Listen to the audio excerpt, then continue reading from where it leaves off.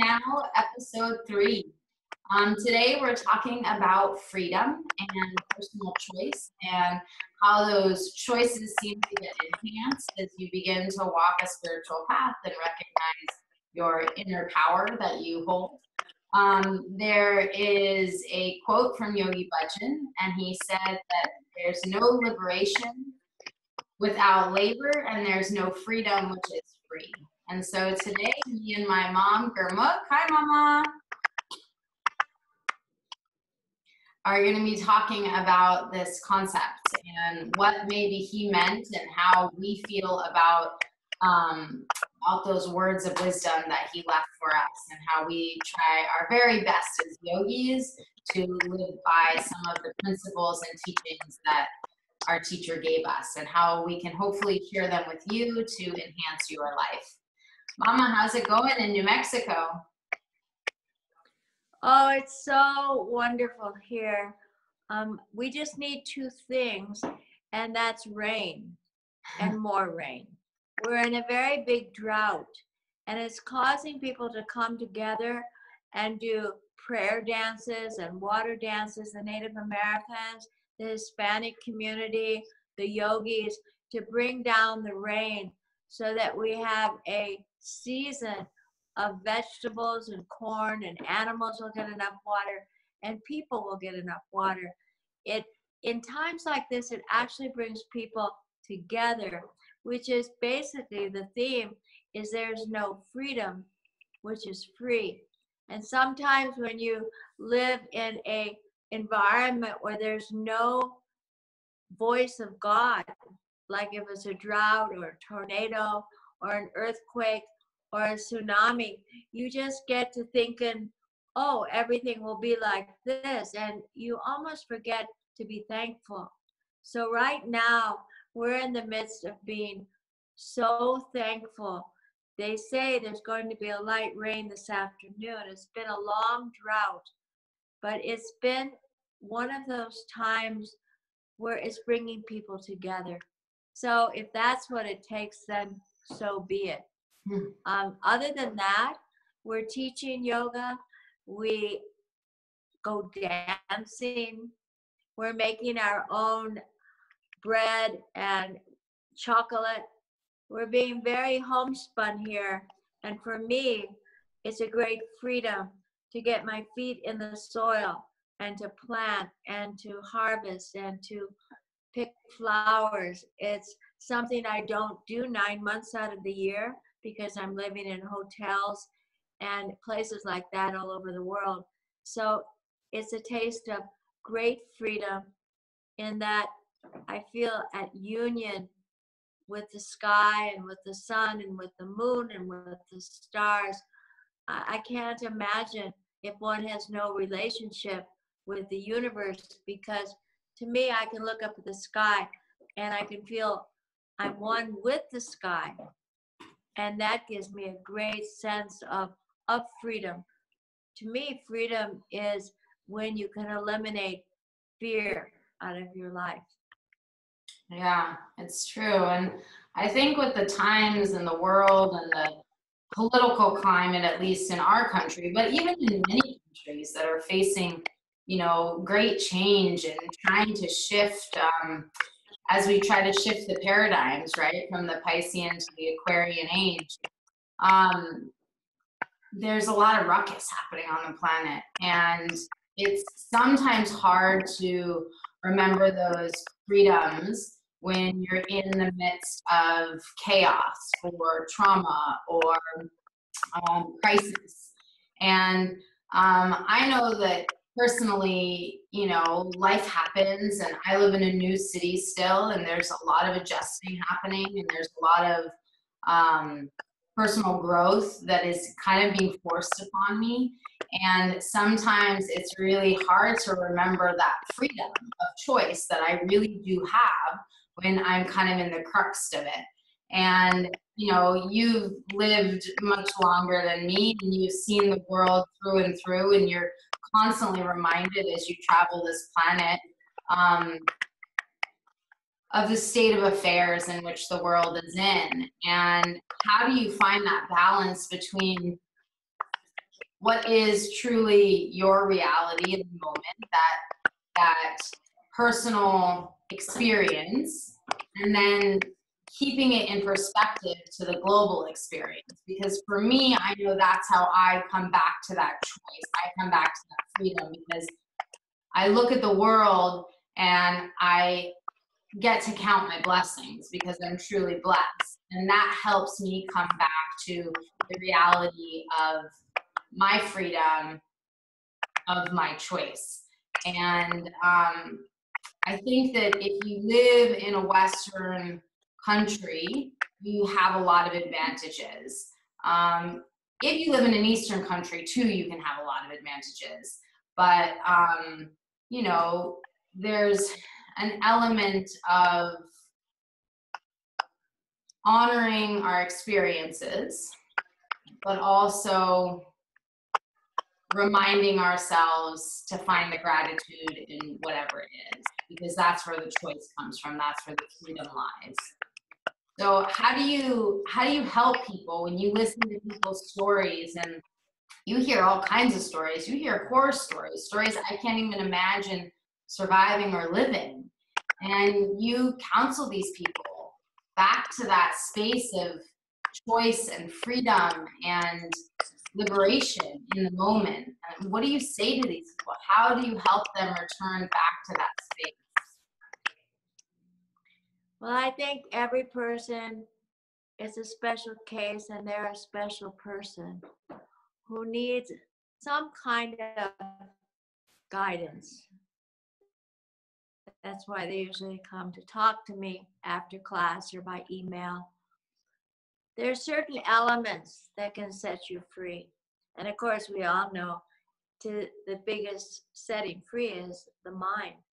The mind that holds all the past experiences.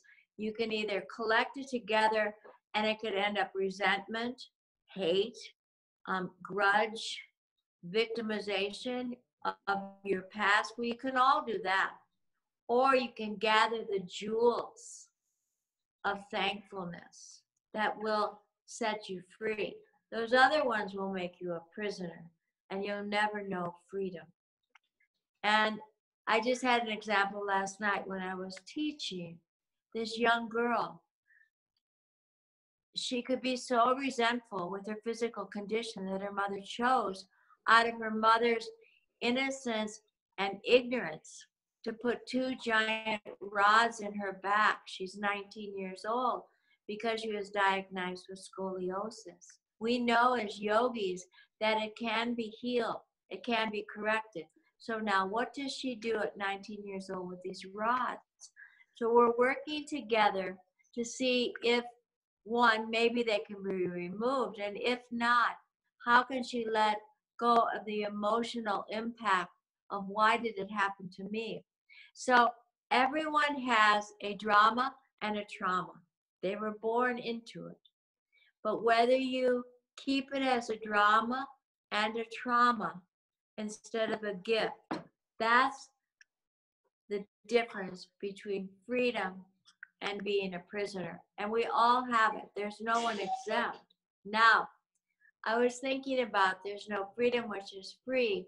It starts from the very beginning, Yogi Bhajan said. Think about yourself in your mother's womb. You're really teeny, and then you get bigger and bigger. You were used to swimming and carrying on and doing the yogic postures, which the yogis say you do in your mother's womb. And then in the end, you can't even move. You're just in baby pose, waiting. And then the work that most of us had to do to come out of our mother's womb without any exemptions, there is no freedom, which is free. And some of us know what we have to come into this lifetime. And perhaps that's why some of the labors are such a struggle, because we sign up for all of it, but then choice comes. You can either be a prisoner, or you can let that life experience give you freedom. Once you know that, the whole life changes. Most people don't know that. They think that they're born in their plight, there's no change, we have to live with it on and on. And I say no. You came back this lifetime to find a freedom, and there's a freedom for every single person. But you have to work at it. It doesn't come free. Yeah, I think that, you having lived so many lives, like if you don't know my mom's life story, maybe one day we'll record it. But she's lived 9 lives, if not more, maybe 108 lives as a yogi. Um, but you really can speak to transformation because you've completely transformed who you were born as and who you've become. And I think you hear stories of people who have overcome great obstacles in life and have turned around and started organizations, started charitable, nonprofits, serving people, creating like a huge mark on this planet. And then you hear people who are born into every privilege, who are given every opportunity, and they squander it and they lose their way as much as someone born with nothing. And so that right there is the testament and the proof in the pudding that there is choice in life and there's freedom. And it's hard to navigate. I teach youth that are given a disadvantaged hand in life. I don't like the term at risk because that's labeling them, but they weren't dealt an easy hand in life. And talking to them and realizing that they don't feel like they have choice. I mean, one, they're teenagers, so they're still under kind of the command of their parents or the government if they're in foster care. But it's almost as if they have a hard time dreaming about their future or dreaming about the tomorrows because they feel that the world has just beaten them down. And it's interesting teaching them because it's hard to find the right words to give them that concept of choice. And so I just find it so inspiring that you talk to people all over the world and you hear all kinds of stories and you always have like a way of optimism, and yet you're compassionate and you're listening and you're understanding to what is current in their life, because I think that's how we all need to be with ourselves, right? There's this inner voice that can split into two. It can either just be, woe is me, I've been dealt a shitty hand, so I'm just going to spiral down, or it can be optimism up the wazoo and we're just, always looking at the world through rosy glasses. Or it can be a little bit of both, of reality, of accepting where we're at, but also finding that spirit to help keep us going, knowing that everything is always changing and shifting. And I don't know if you have anything to say to that, of just the duality that exists within us, and how do we bring that into balance of honoring our traumas, honoring what's happened to us, because we don't want to just brush things under the rug and pretend they never happened, because they'll well up like boils later in life. But we also don't want to just live in a land of woe is me, because that's not going to serve us or anyone else. Yeah, I think if you can get to a point in your life that no matter what happened, you can bow and say thank you. I often say, all of you sitting on or lying on a yoga mat right now, you wouldn't be here, whatever country I'm teaching in, if all that happened in your life that was painful, that was hard, that's what caused you to be on this mat. Few people come and they say, I'm so happy. They come because a lot of times they're broken. A marriage, a betrayal, a physical illness. And when you see that also as maybe a greater gift than other things that came so easily, I always feel that people that are born and never have to work. It's so sad. I see them wandering around. And oftentimes I'll ask, do you have to pay rent? And they'll say, no, I'm endowed with money from my grandparents or this or that. I don't think you grow strong in character. And also, just the fact that you're helping these children, I think helping people has helped me more than anything else in the whole world. Of course, my son and my meditations, my yoga, that just made me strong mentally, physically, and spiritually to say, now what can I do to help others? And if you ask yourself what makes you the most excited, I think that's important. Maybe you're an artist, a writer, a composer. What just gives you so much energy where you just feel like you don't even have to sleep or eat? Mine right now is helping children. I get so excited when I think that we can feed the children in New Mexico, and many of them don't have food. They don't have food to eat. Or at Manjushri, the orphanage in the northern part of India, or wherever it is, that makes me the most excited. So if you can find something that makes, it has to be a everlasting excitement. I'm not talking about going shopping or getting your hair cut or your nails. That it's something that goes deeper than that, that you feel this is my purpose. However, you still have to do your own internal practice, your internal touching of your own heart with your own what we call sadhana or daily practice to give you the energy to go out and serve. And to me, throughout the years, that's my freedom. Everyone has to find their own freedom. When I was a hippie living on Maui, I only rode the waves for 2 to 3 years. I body surfed and I ate just fruit, and my life was pretty much just about me and the tribe I was with. But it wasn't a giving, sharing tribe. And one day I was body surfing as usual on Little Beach, and I said, is this what I'm supposed to do the rest of my life? I was 24 years old. Answer came real strong, no. That's when I dove into meditation and went a whole different direction. Although I love to have fun still, and I love to go to the ocean still.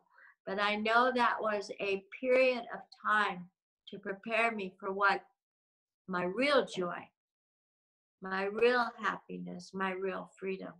And for me, and I'm not saying this for everyone, but for me, and I think for you too, is serving. It's just in our bones, it's in our karma, it's in our destiny to just help people. Yeah.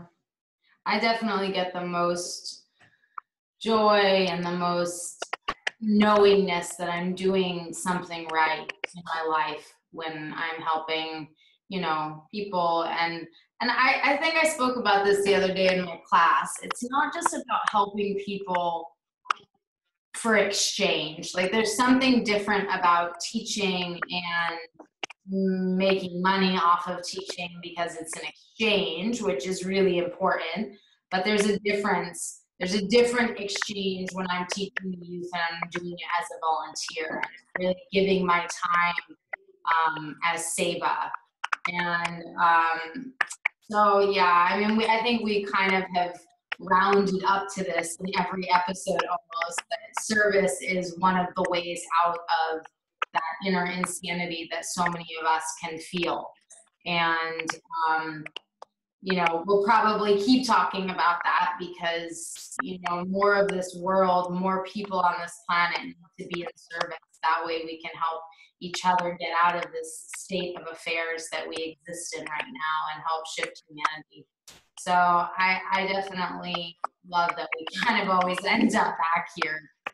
It doesn't feel coincidental. It feels like, that's a big part of our message as teachers and sharers. I love Swamiji's that living is giving and giving is living. I think if you just pulse what gives you the greatest joy, and the greatest energy. And for you and I, that seems to be what it is. I'd love to hear from viewers and listeners, because I think it's a wide landscape of that joy.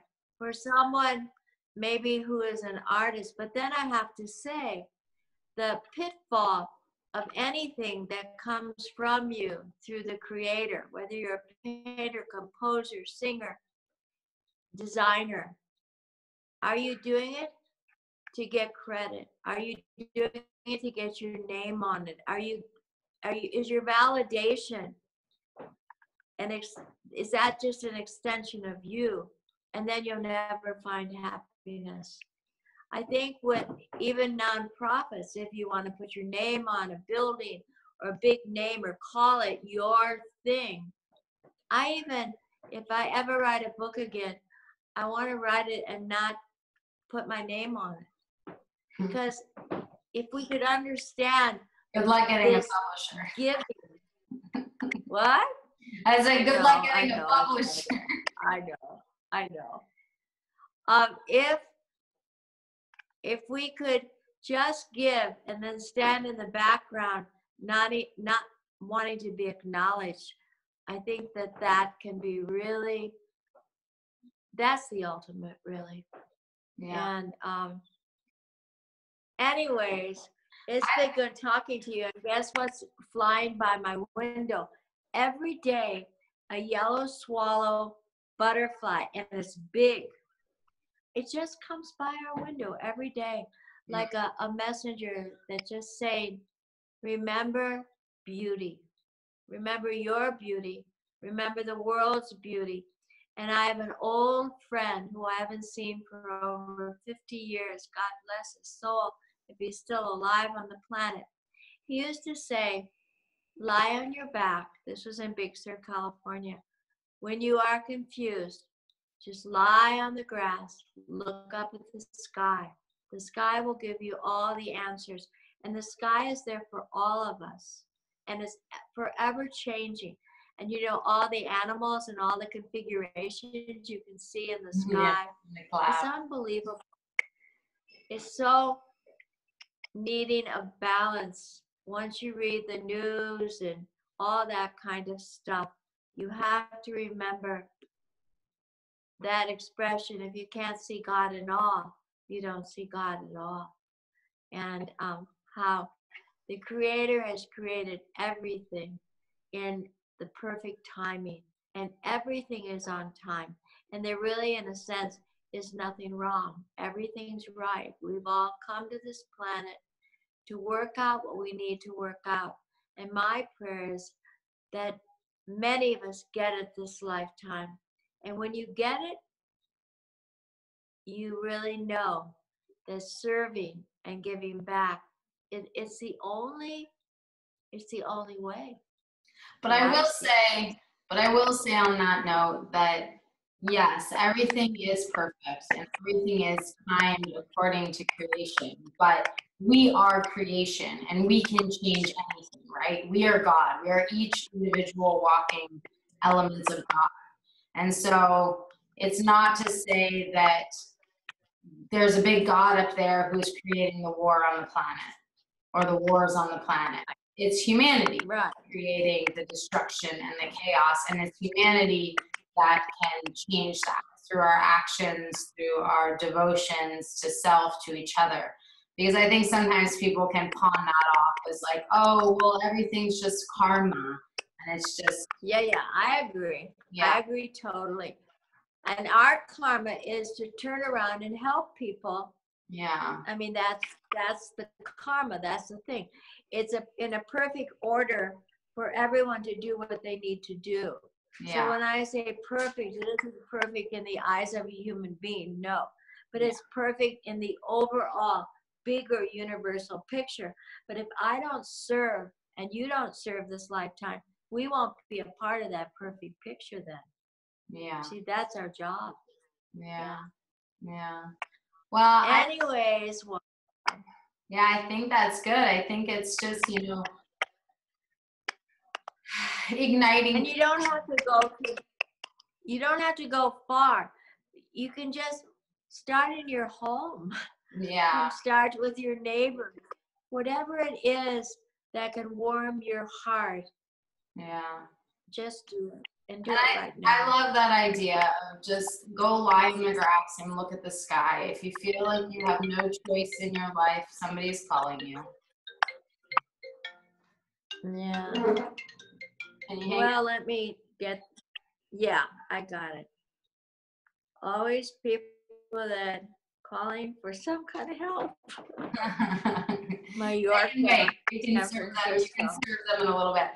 But just to wrap up, it's just finding that balance of going, if you're feeling distraught, if you're feeling lost, if you're feeling like you have no choice in your life, go lie in the grass, look at the sky, connect to the earth, connect to the heavens, feel that sense of freedom within so that you can make choices that can help shift your circumstance, right? That's ultimately what it is. Yeah, and even if you cry while you're lying on the grass, and ask for guidance, and it all will come. It does work. That's all I can say. And I've watched over these last 50 years of teaching globally, people that just didn't even want to live, were so miserable or had bad diseases or broken hearts. I watch them now. So many of them, they're teaching, they pick themselves up, they're giving. There can be a transformation in anyone's life at any time. And that's a living prayer. Yeah. Well, thanks, Mama. Thanks for having Thanks, Luella. Kundalini Now. Love you. Love you. Beautiful day. God bless everyone.